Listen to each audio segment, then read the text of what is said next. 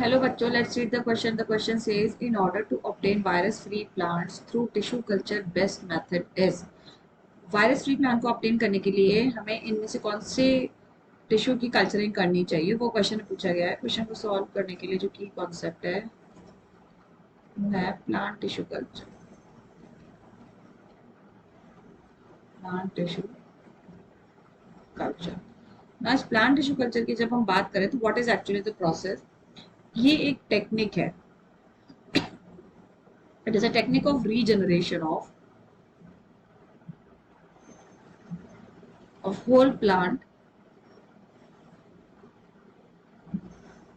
from any part of a plant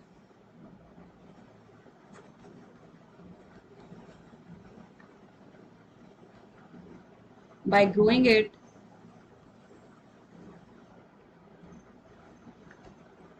on a suitable culture or a nutritive medium.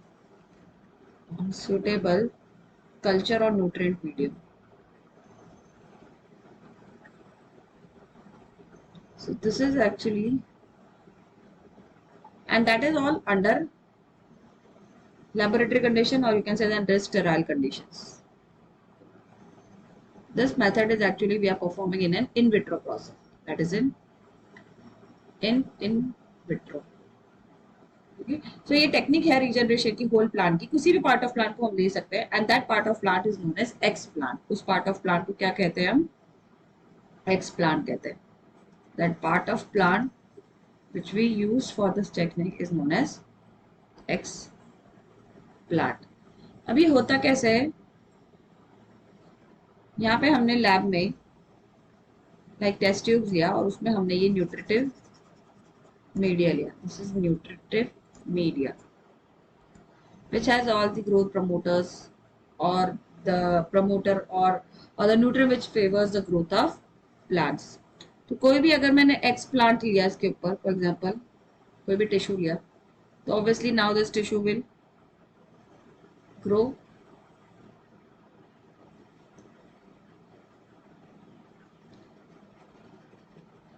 इस तरह से। हमने अभी लेबोरेटरी में हमने ग्रो करवा रहे हैं इस प्लांट को. So later on this single tissue या single cell will form a callus.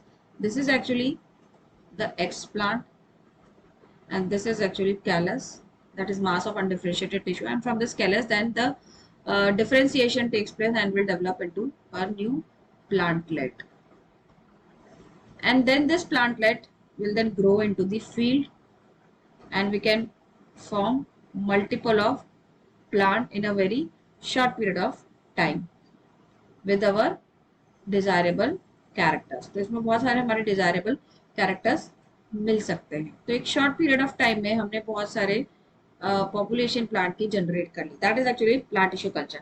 अब प्लांट टिश्यू कल्चर में हमें ये पूछ रहा है इसके एडवांटेजेस की जब हम बात करते हैं तो ये एडवांटेजेस ये है. पहली बात, number of plants can be grown in a short period of time, in short duration. बहुत ही कम ड्यूरेशन में हमसे ग्रो करा सकते हैं. सेकेंडली अगर हम देखें तो हेल्दी डिजीज फ्री प्लांट्स हम इससे ऑब्टेन कर सकते हैं. Plants can be obtained even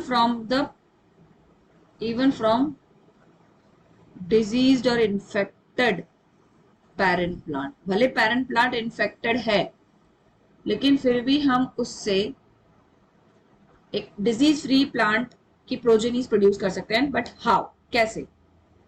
अब ये होता कैसे है? By using meristematic tissues only.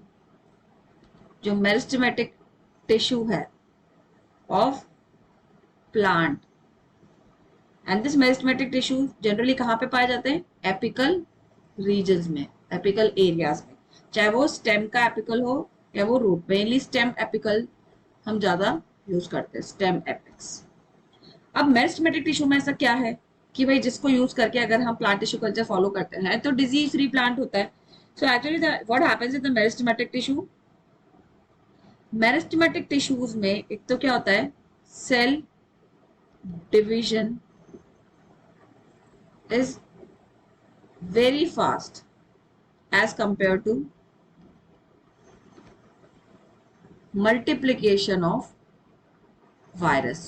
Virus जिस रेट से मल्टीप्लाई करता है उसके comparatively cell division meristematic tissue में बहुत फास्ट है, तो उसकी वजह से वायरस ग्रो नहीं कर सकता. Which do not let virus to grow easily. तो इसीलिए हम मेरिस्टेमेटिक टिश्यू को लेकर, भले पैरेंट प्लांट में इन्फेक्टेड, लेकिन मेरिस्टेमेटिक टिश्यू वो पार्ट है जहाँ पे इन्फेक्शन नहीं हो पाता है, वायरस इजीली ग्रो नहीं कर सकता है, और इसी वजह से हम मेरिस्टेमेटिक टिश्यू को लेकर आपका प्लांट टिश्यू कल्चर करेंगे तो उससे वायरस फ्री प्लांट ऑब्टेन होगा. अब यही क्वेश्चन में पूछा गया है, in order to obtain virus free plant through tissue culture best method is, so the option is here, third option है meristematic culture. One is protoplast culture. Protoplast में तो हम पूरा सेल का साइटोप्लाज्म ले रहे हैं, तो ऑब्वियसली सेल के अंदर का पूरा प्रोटोप्लाज्म, ये सोमैटिक हाइब्रिडाइजेशन में यूज कर सकते, that is wrong answer. Second is embryo rescue, that is also wrong because it is not the method of plant tissue culture. Embryo rescue में हम सिर्फ पर्टिकुलर एम्ब्रियो पार्ट को लेंगे तो एम्ब्रियो तो इन्फेक्टेड हो सकता है because it does not have the meristematic tissue. Fourth anther culture, तो एंथर भी हमारा पोलन ग्रेन है एंथर के अंदर, that is also not the meristematic tissue. So we'll go with answer 3. So I hope you understood well. Best of luck.